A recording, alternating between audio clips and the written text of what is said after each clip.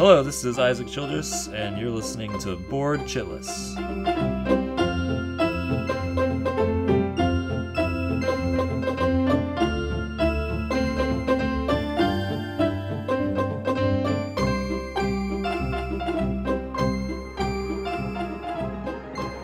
Tonight's episode of Board Chitless is sponsored by The Game Steward.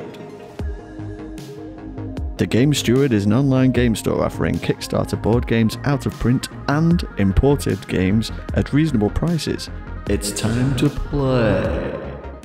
Today's guest on Board Chitless is the legendary board game designer Isaac Childres, whose magnum opus Gloomhaven was a phenomenon on Kickstarter.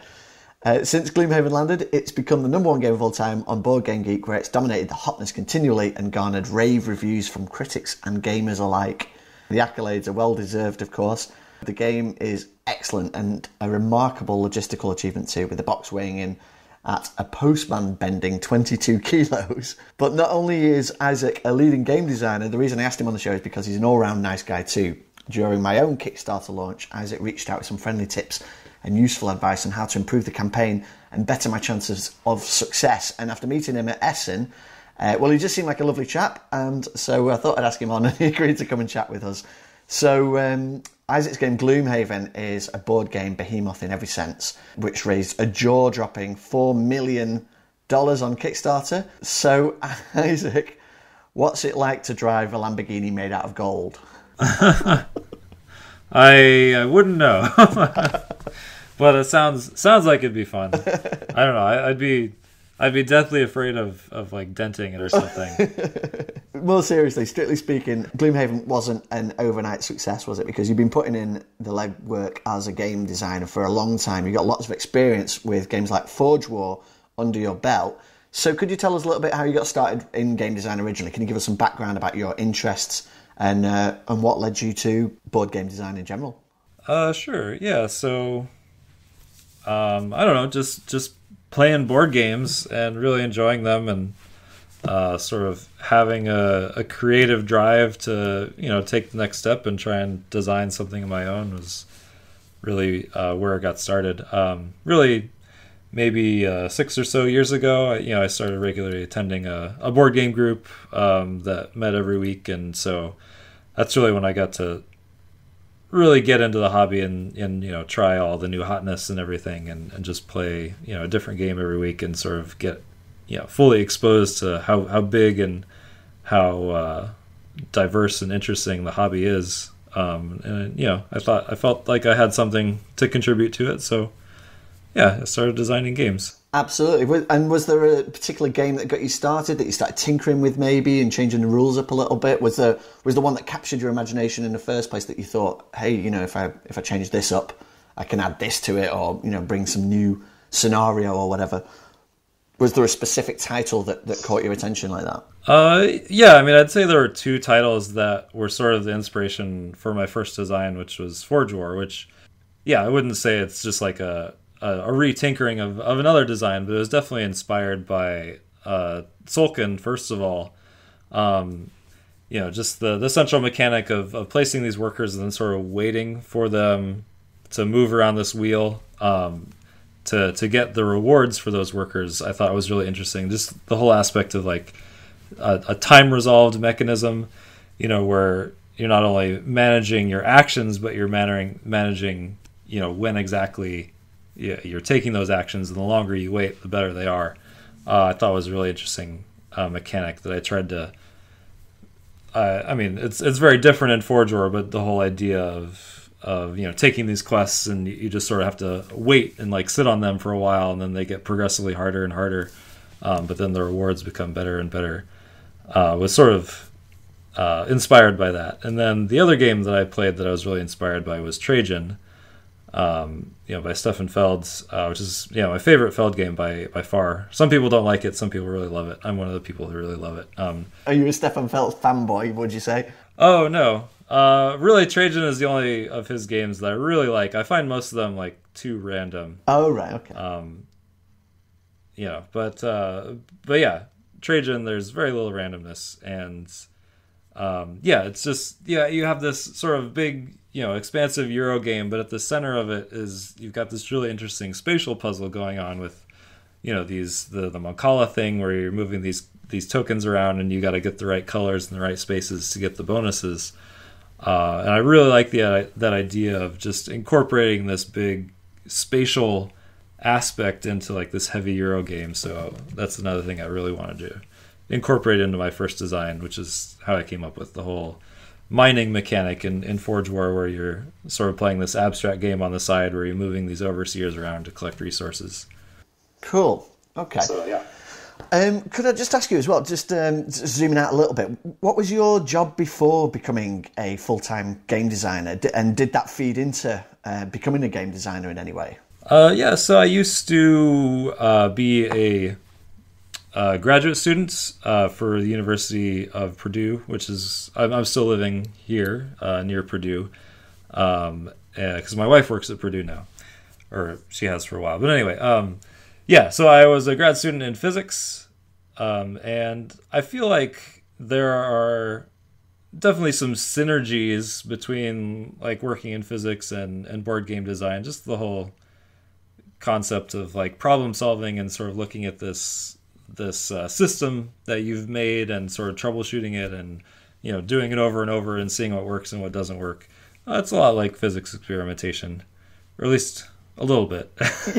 Yeah, well, there's lots of maths involved, isn't there, in coming up with the mechanics and making sure that they work and tweaking and balancing. Yeah, there can be a lot of math. Well, especially in something like Gloomhaven, which the system has to be robust enough to last over like a 90 session campaign. So you want to set up the mechanics in the first place so that they can handle those changes, and the way that you've done that is very elegant. But we'll come to that in a second.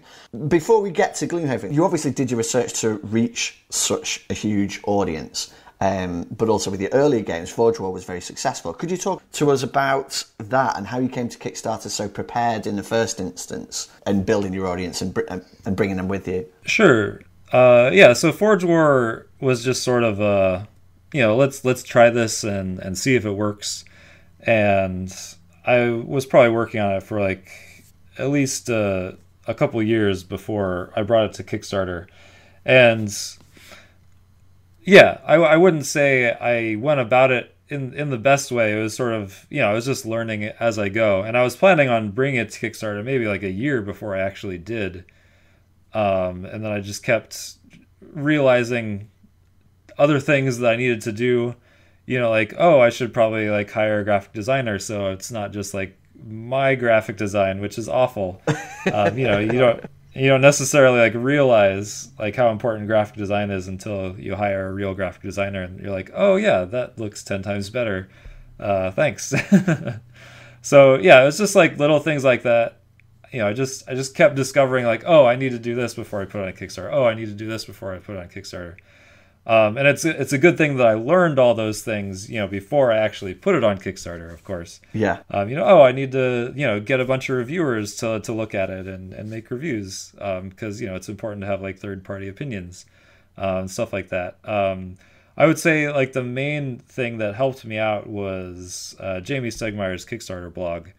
The Kickstarter lessons are that when I discovered that, I think I was like researching, like shipping, and somehow I stumbled across his blog and was like, oh my god, this is like a gold mine of just valuable information. And so I read through the whole thing and then realized, oh, these are 20 other things that I need to be doing that I haven't even thought about.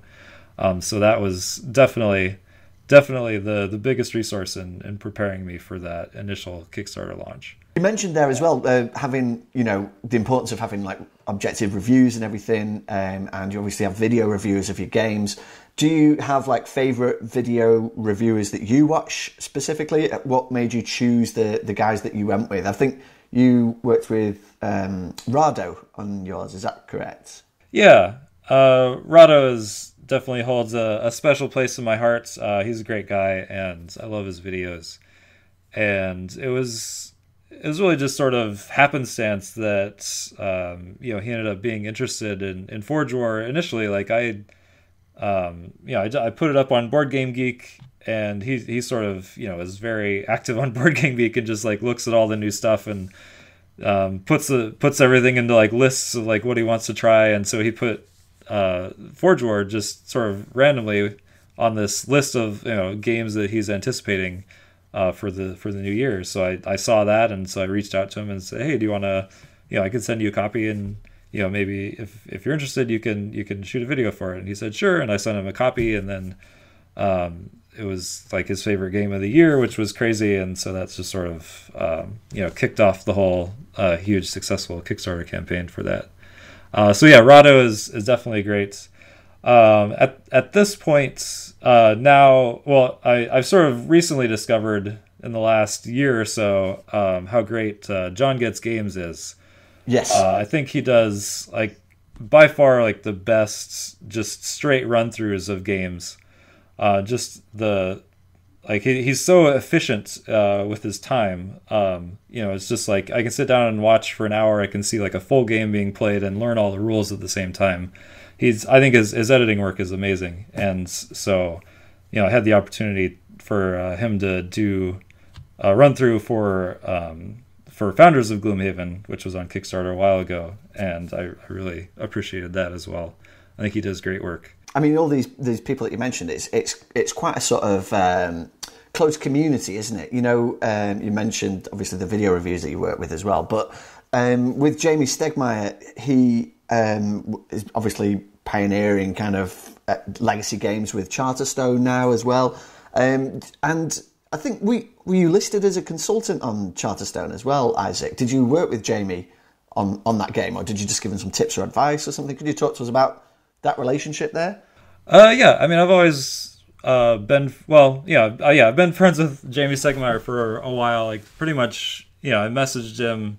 I don't remember when I started messaging him, but it was probably around the time of Forge War and that whole Kickstarter campaign.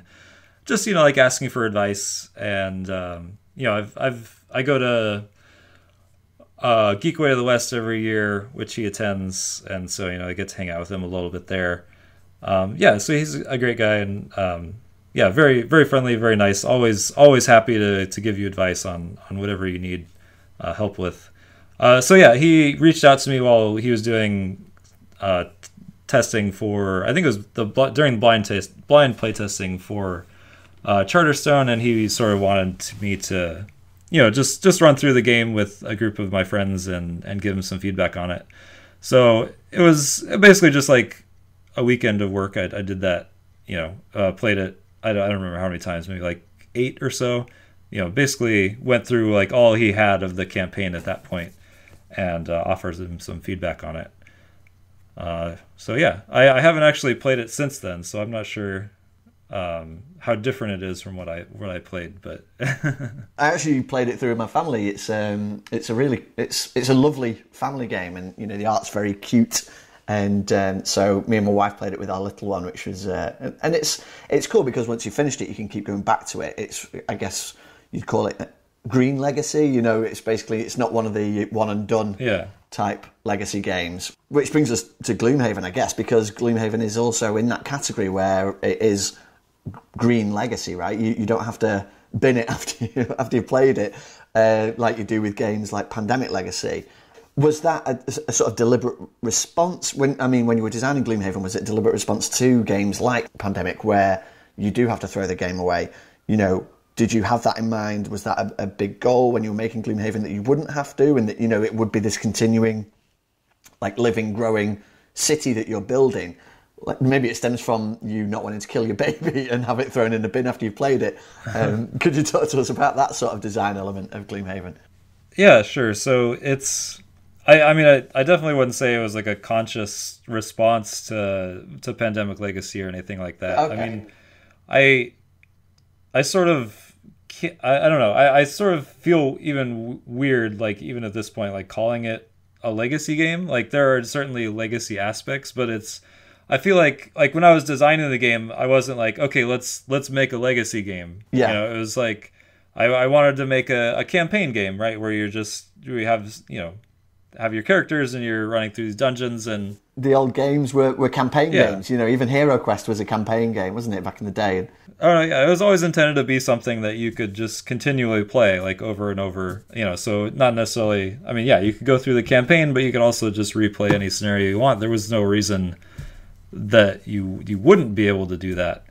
And then sort of, you know, after that whole campaign aspect was developed, I started thinking about incorporating, you know, some different legacy aspects to sort of make the story and sort of the exploration more meaningful and more exciting, you know, with the stickers on the map and all that sort of stuff.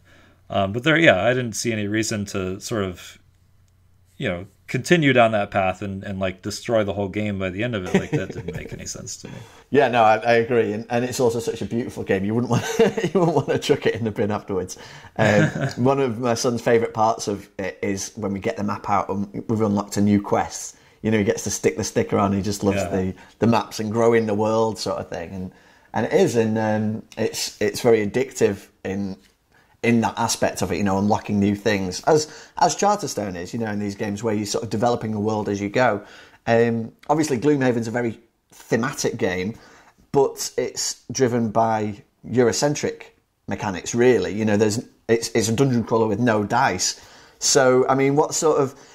Did games like Trajan and Solkin feed into that when you were being inspired by like the themes and the games that you wanted to use to create Gloomhaven? How did that come about? Or did you just think, you know, a dungeon crawler with no dice, that was like the high concept of it? Gosh, I don't know. So, I mean,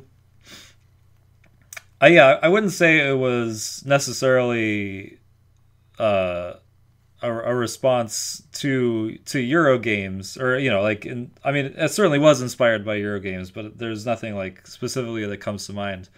I would say it was more of just a response to other dungeon crawlers, right? So I play like Mice and Mystics and Descent, and you know, games like that, and I love those type of games. Just sort of the idea of just running around with a big sword and chopping monsters in half, and just having a good time. Like the fantasy theme always gets me. I love a good fantasy theme.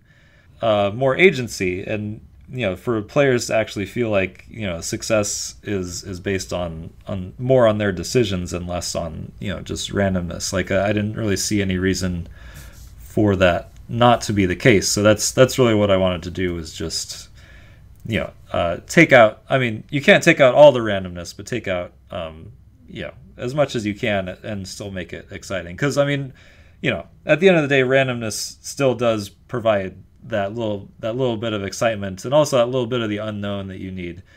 You know, so you're flipping over a card and you don't know whether you're going to do 2 damage or 3 damage or 4 damage. You know you'll do something to it, but just that little bit of variance, you know, just keeps things exciting, I would say. Absolutely. Which is something I had to learn. Like the initial design, like I didn't have those cards, and it was all just straight numbers. There was no randomness to it. And yeah, I felt like it was missing something. So a little bit of randomness is good. Yeah. Well, no, definitely. That is interesting that you say that. And I think one of the most elegant mechanics in Gloomhaven is that, you know, if you do pull a card that's a miss or whatever, you know, or it reduces your damage, so that in effect, normally in a dice rolling game, your turn would be wasted. But in Gloomhaven, you can still sort of stun the monster or go on to do one of the other effects on the cards, you know, that's like that gives you that feeling that, okay, well, it wasn't a wasted turn. I'm still actually working towards the goal here. You mentioned Descent there. We played a game of Descent, 2nd edition, and we worked our way all through the campaign. We got to the final showdown, the heroes versus the monsters, and everyone used up all their abilities, and then it just became a roll-off. And it, you know, everyone is like, all the heroes were on low health, or the big baddie was on low health, and the whole final battle just became this: take it in turns to roll the dice and see who gets the least misses, you know. And that's how it ended. And it suddenly it brought all the drama and all the narrative and all the storytelling to this crashing halt as we all just waited to see who rolled less, you know. And there was nothing that anybody could do about it. So. It is great that, you know, Gloomhaven kicks back against that. Oh no, yeah, I feel like that's that's really like the worst feeling you can have in Descent is when you roll that miss. And it's like, I can understand, like it needs to be there because you need that tension. Like that tension is interesting, but at the same time, the downside of that tension is like, oh, I just done something. I just wasted my entire turn, and I wanted to at least avoid that somewhat in Gloomhaven. So there's still that element of, yeah, you can miss and not do any damage, but you can still do something. Like, any effects that you're applying still get applied, and I felt like that was a good sort of balance between those two things.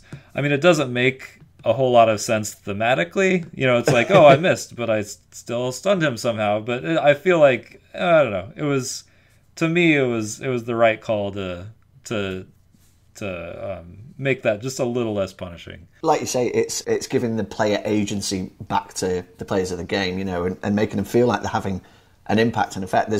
There's nothing worse, I think, in a board game than having like a miss a turn, effectively.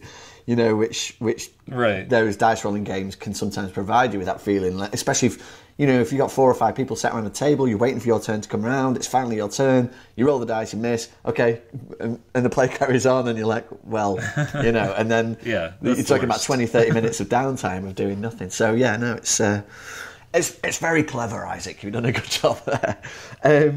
Going back to what you said about the fantasy theme and how you enjoy fantasy themes and everything, it does seem with the sort of narrative aspects of the game, you've stepped away from like the tropes, the fantasy tropes. There's nary a dwarf or an orc or an elf inside in Gloomhaven. It's all new character races and stuff, unless maybe I've just not unlocked them yet. Maybe there's like a load of orcs towards the end of the game. But could you tell us more about your reasons behind coming up with all these new interesting characters like the Savas and the Inox and these ones that are variations or reimaginings of the fantasy tropes? Yeah, so I don't know. I wanted to make a dungeon crawl. I wanted to sort of give it a fantasy theme. But then I thought about doing orcs and goblins and stuff like that. And I think that those were actually in the first iteration when I was just sort of designing the mechanics and I needed some placeholder stuff. So it's like, yeah, well, you're fighting against orcs, why not?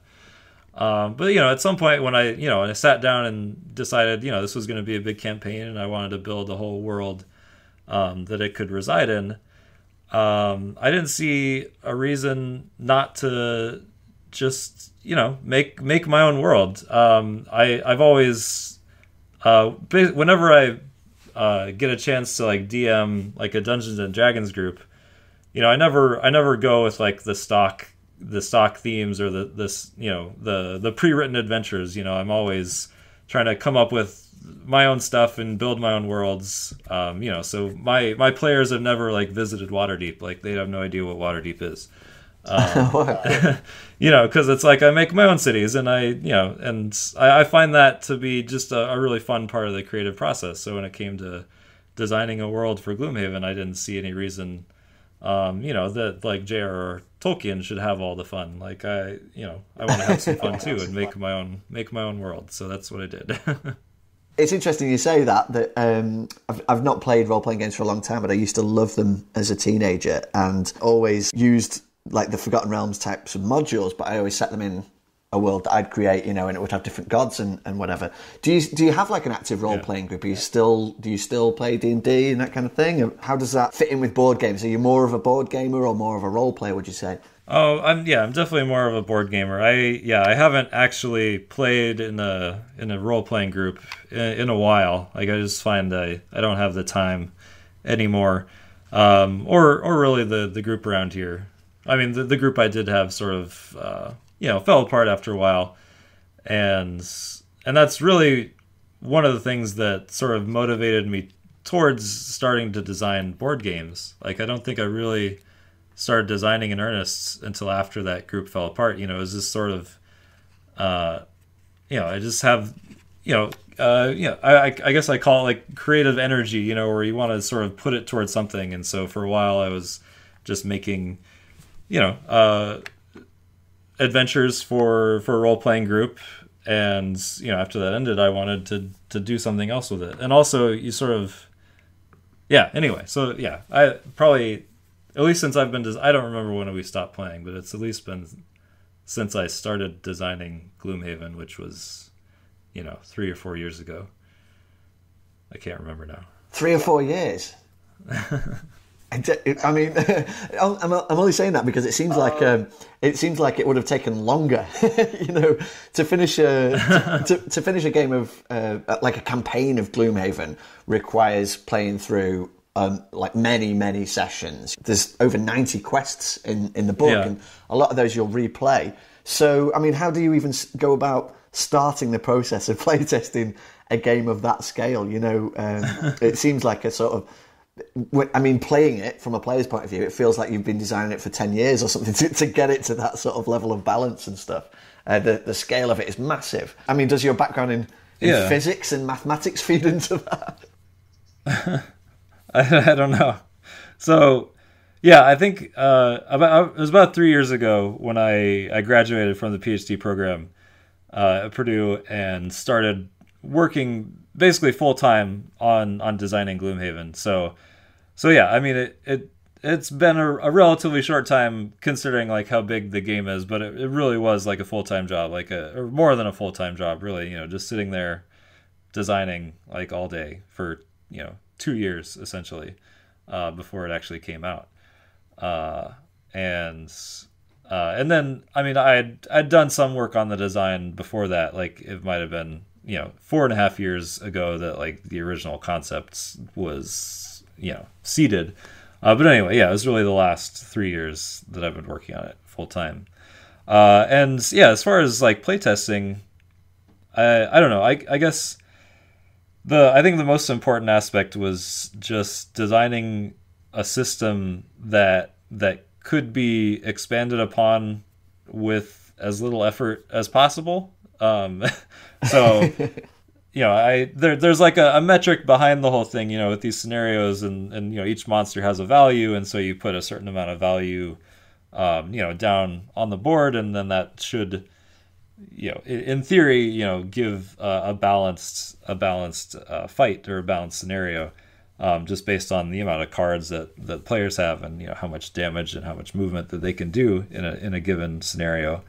So you sort of are able to start with sort of a basic idea, or a basic structure for any scenario of like how many monsters should be good, and then you play test it a couple times and do some tweaking, and then it feels right. And then I mean, each scenario, you don't have to play test it like 10 times to get every single scenario right. Like I can usually just go with like a few play tests, and that's good. So it allowed me to produce scenarios faster than one might expect. And then there was a lot of balancing of the character classes as well. But yeah, I mean I don't know. It's sort of weird. It's kind of it's honestly like a little surprising, like how well balanced it turned out.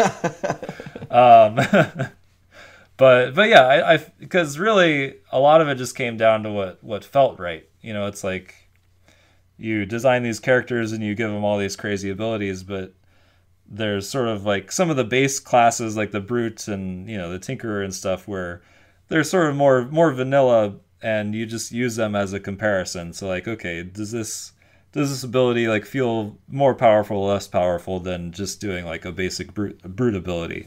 And you just sort of do various comparisons between the classes and play different groups of them together, and just do what feels right. And there's obviously numbers behind the whole thing, and so you can balance the numbers, but with all the characters getting so many different just out there weird abilities that are kind of hard to compare, you just have to go with what feels right.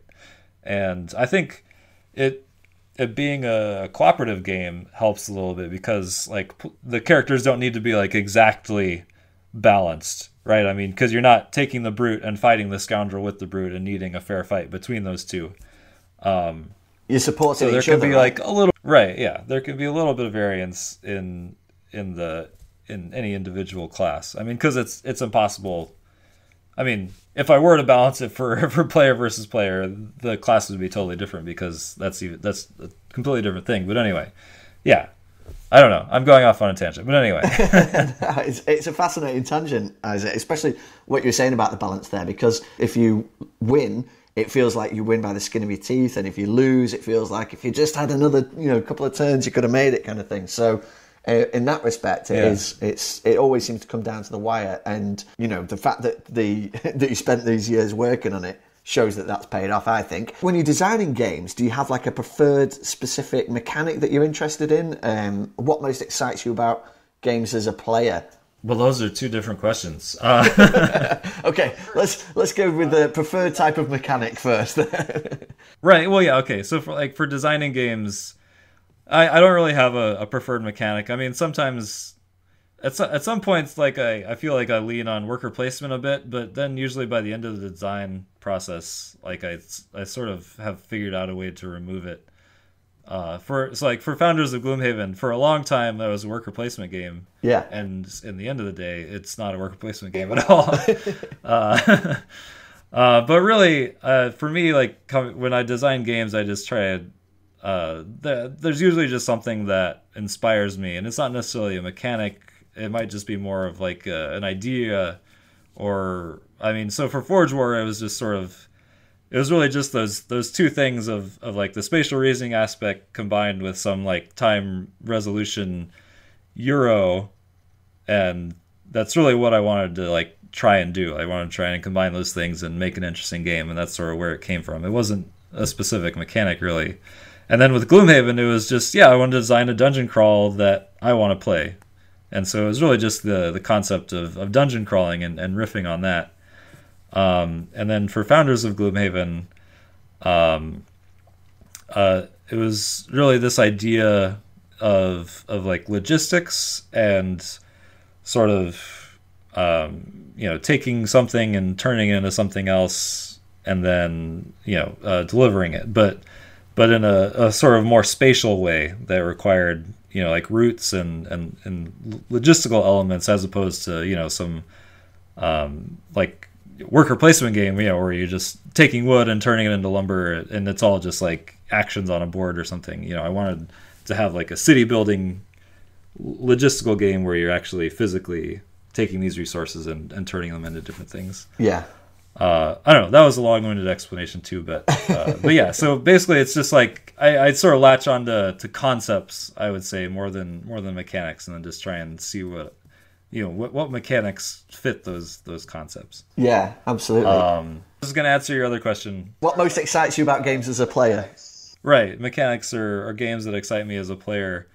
Really, just I like formulating plans, I would say. Like, a game that allows you to sort of sit down and sort of look at the mechanics, whatever they are, and sort of come up with a plan of like, okay, the first round I'm going to sort of focus on this to get this done, and then that'll lead me into this, and then I can do that, and sort of, rake up a lot of points by sort of doing all that together.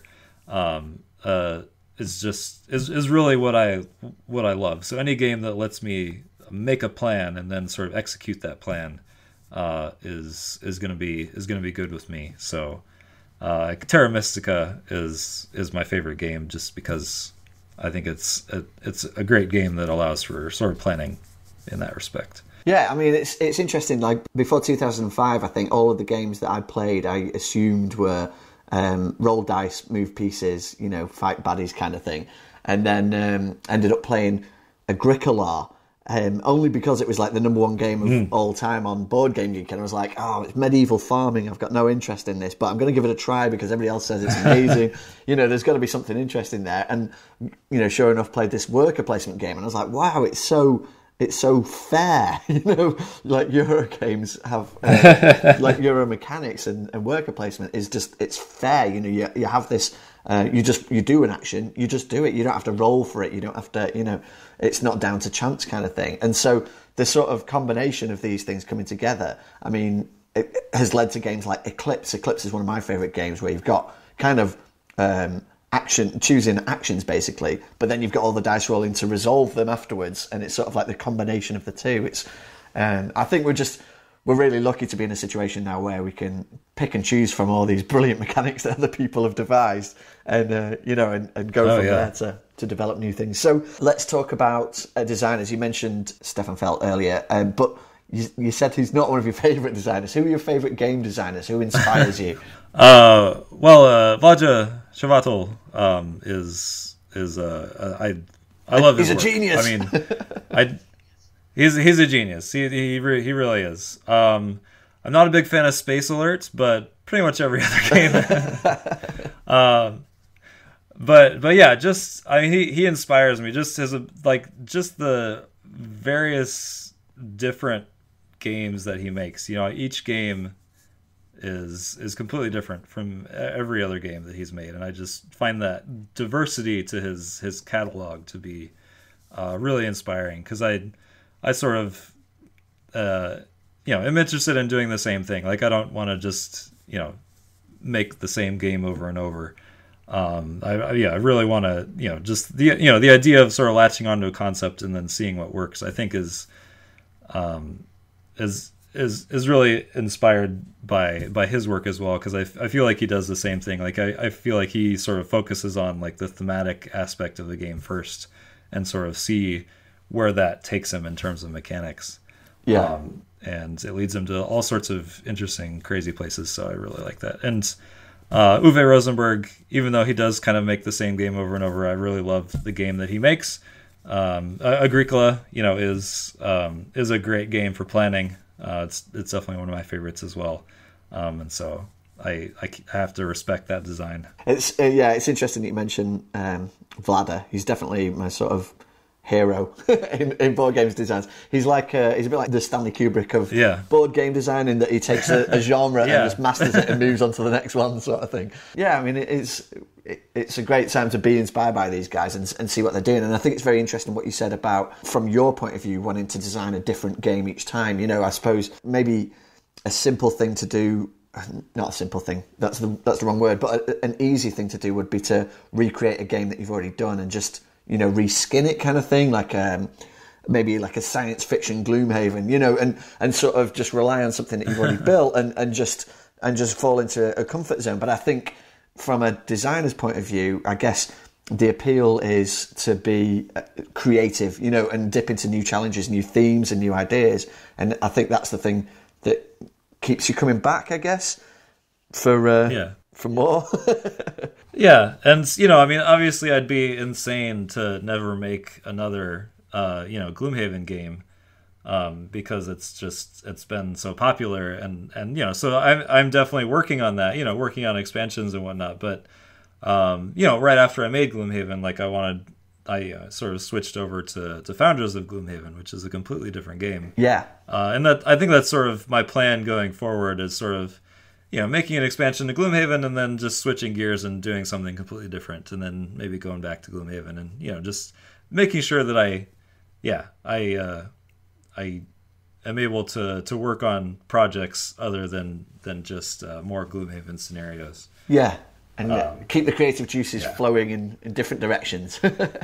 Right, yeah. It's like the movie directors who will make like a big blockbuster movie just to keep the bills paid, and then go back to make some artsy indie film that they really wanted to make. That's it. One for the studio and one for you. Right, yeah.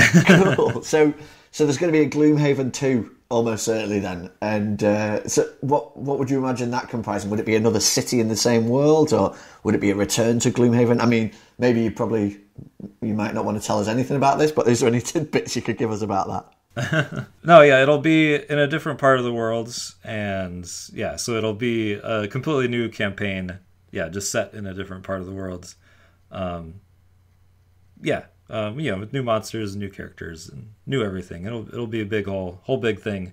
Ideally, like on the same scale in terms of content as Gloomhaven, but hopefully not as big of a box. That's the goal. How would you be able to logistically solve that? Because like Gloomhaven obviously is an enormous box, but you need that space to fit everything in it. There's so much stuff in there. Well, it'll be like an expansion, so it won't be like a standalone game. So it'll reuse a lot of the components from Gloomhaven. So we won't have to print them again. That makes a lot of sense. And I was going to ask you about marketing, but I mean, did you even have to market Gloomhaven, like especially with the second print one?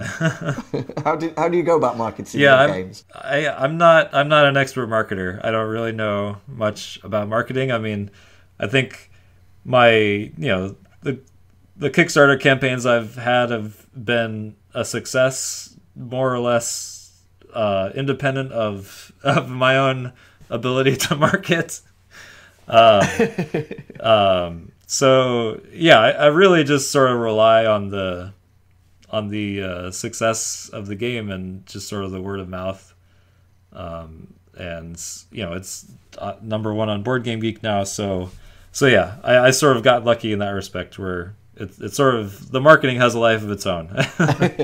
Yes, number one on BoardGameGeek, number one game of all time. Congratulations for that, Isaac. It's an incredible achievement, and it's stayed in the hotness since it landed. Really, it's continually discussed. Yeah, it's been like a year now that's been at the top of the hotness. It's a hot game when.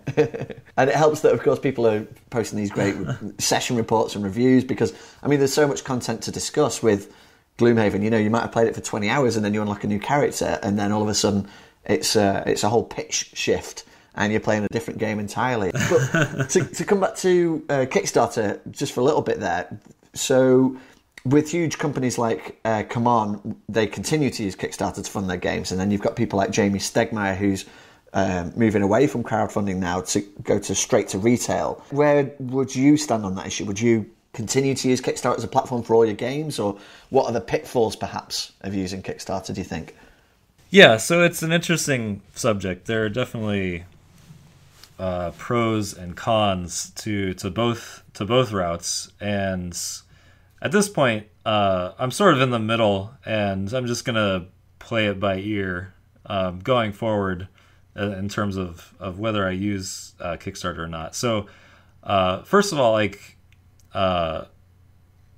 Kickstarter is great, and I'd say the main, well, I mean, there are a couple of big advantages to Kickstarter. One of them is just sort of the ability to build a community around a game before it's actually developed, right? So you get people really invested in the project and sort of talking about the project, and I think it's just I mean, that's great for marketing, and more than that, it's great for the game. Like, you have all these excited people, they can help you playtest if you have any changes that you're making at the last minute, or just they're just open to giving you suggestions about how to make the game better. And I mean, every single one of my projects has been just helped tremendously by the backers, just in terms of their feedback and telling me what they like or what they think could be done better.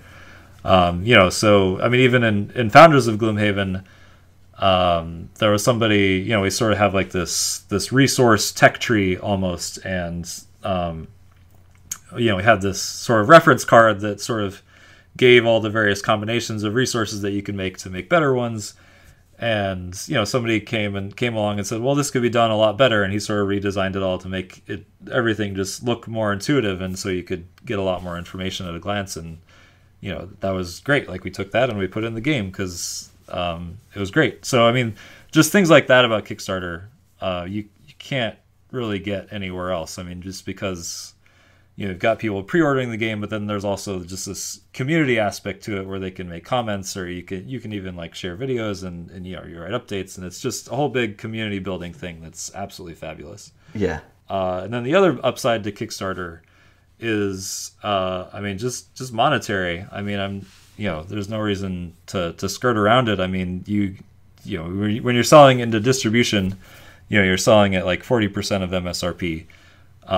And when you're selling directly to the customer, maybe it's not like 100% of MSRP because you want to give them some discount, but maybe it's like 75 or 80% MSRP. So, but that's still like twice as much money, which is huge. It's huge. That cannot be understated.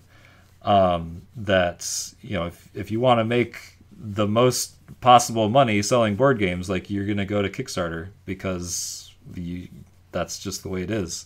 You can sell directly to the consumer. But I mean, on the other side of it is just I would say the main downside to Kickstarter.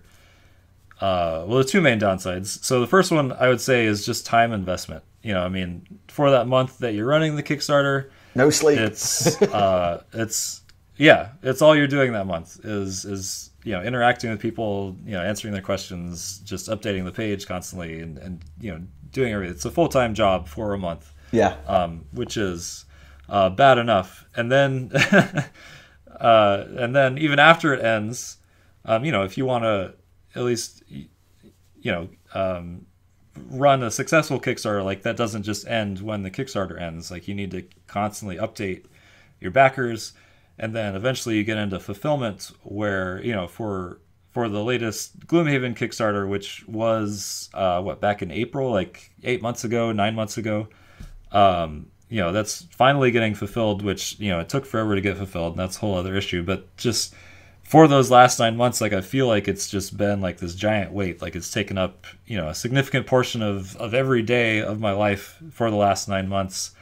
Just constantly being in communication with people. You have constantly people emailing you, asking you where the stuff is, and you've got to be respectful and respond to them. Yeah, it's a huge undertaking. Yeah. At the end of the day, sorry, what? Sorry, I didn't mean to interrupt your flow. I was just saying, it's a huge undertaking having to stay on top of every single email and every single backer's request and everything. But I was interrupting your flow there. You were going at the end of the day. Oh, no, yeah, sorry. I was in the middle of a rant. Right, so at the end of the day, for my Gloomhaven Kickstarter, you've got like 40,000 people, or maybe it was less than that, but it ended up being like about 40,000 products that you've got to get into those people's hands. Like you've got to organize 40,000 copies of this game to go all over the world and into everyone's individual hand.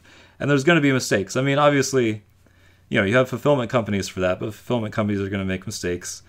And, so even a small percentage of those people who there's some mistake, they don't get their game. Now you've got to figure out what went wrong and solve the problem and make sure that they do get your game. So even if you're talking about like, even 2 or 3%, which is very generous, you're talking about, like 800, 1,000 people, that now you've got to like personally figure out what the problem is. And it takes so much time.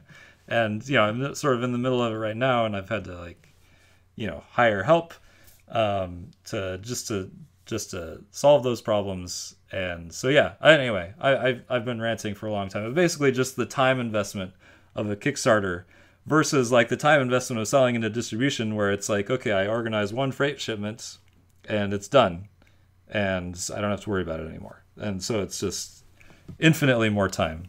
Yeah. And the other thing is that, sorry, I'm going to rant a little bit more, is just the idea, and this is becoming like less of a problem now, but there still is a stigma of like, it's a Kickstarter game, right? And I'm sure you've encountered this as well, where it's people just write the game off because it was on Kickstarter. Yeah, it has to be in retail first. Yeah, it's just Kickstarter fanboys. Like the reason it's number 1 on BGG is just because Kickstarter fanboys keep rating it a 10 without even playing it. Like that's what you're battling. Like it's like, no, it's actually a good game. Like you should try it out. Like just because it's on Kickstarter doesn't mean that it's like some subpar, lower echelon of game as opposed to anything that like Asmodee puts out. It's so you have to battle that stigma, and that's still like a real thing. Yeah. Like some people just refuse to touch Kickstarter games, and it's weird. So anyway, those are the upsides and downsides of Kickstarter. You're absolutely right. And I've seen comments from people who are like, oh, it's Kickstarter, so I won't even try it. Or it's overhyped. It's too much hype, so I'm not going to play it. And it's like, that's crazy. You're missing out on an amazing game because people are talking about it. If they didn't talk about it, you wouldn't know about it. So, it's an interesting dichotomy, and I think you very eloquently covered the advantages and disadvantages of Kickstarter there. So if there's any first-time designers or publishers listening, you've got a great overview from someone with lots of experience there. And I enjoy your rants, Isaac. I've got to learn not to interrupt them. No, it's fine. Yeah, so like I said, like I'm sort of in the middle of the argument, and I mean, I don't know what I'm gonna do. Like for the next big thing that I've got coming, you know, I don't know whether I'm gonna put it on Kickstarter or just go into distribution. So I'm still undecided on which is better. Well, we look forward to finding out which where you end up, and I'm sure you'll have success either way. In fact, you've mentioned obviously there's the Gloomhaven sequel in the offing, and Founders of Gloomhaven's on its way, or going through manufacturing, or where are you up to with Founders at the moment? Yeah, we are starting manufacturing. Like we just went through all the proofs and got those changes sent off. So yeah, manufacturing should be starting pretty soon. Unfortunately, Chinese New Year is also starting pretty soon, so looking at probably like April for fulfillment, like late April. Cool. Okay, and so from your point of view, once you submit all the files to the printers, there's nothing else you can do with it, really, right? It's in the hands of the gods from that point on, from the point where they're manufacturing it, and then they're going to ship a copy to you, and up until that point, you basically got time on your hands, apart from dealing with all of these emails and everything. Hopefully this is going to unlock some Isaac downtime to get on with more game designing and stuff. So what's your process? Do you work on multiple games at once, or do you fix yourself on a project and just batter through it until it's complete? Or do you have lots of different reference books open at the same time? What's your process for designing the next project or projects? I'm most productive when I can just focus on a single project. And I think that's true for most people. You've got the whole psychological element of, like, the more you're interrupted, you're doing something, like, it takes so much time to like get back to where you were mentally in terms of, like, focusing on a project. Yeah, so, like, if I could just work on a single project, I think that'd be better. Like, if I could just, close my doors from the world and work on this Gloomhaven expansion that I'm working on for the next 6 months, I could probably have something, like, reasonably complete by when I emerged. But unfortunately, life is not that way. Yeah. And we've got other obligations and running a company, and I am working on multiple projects at this point. I don't know. I got roped into some projects that I'm very excited to work on, and that's why I decided to do them. But at the same time, it's like, oh, now I've got to do all these different things, and I can't just work on this thing that I want to work on. I've also got to work on these other things that I want to work on.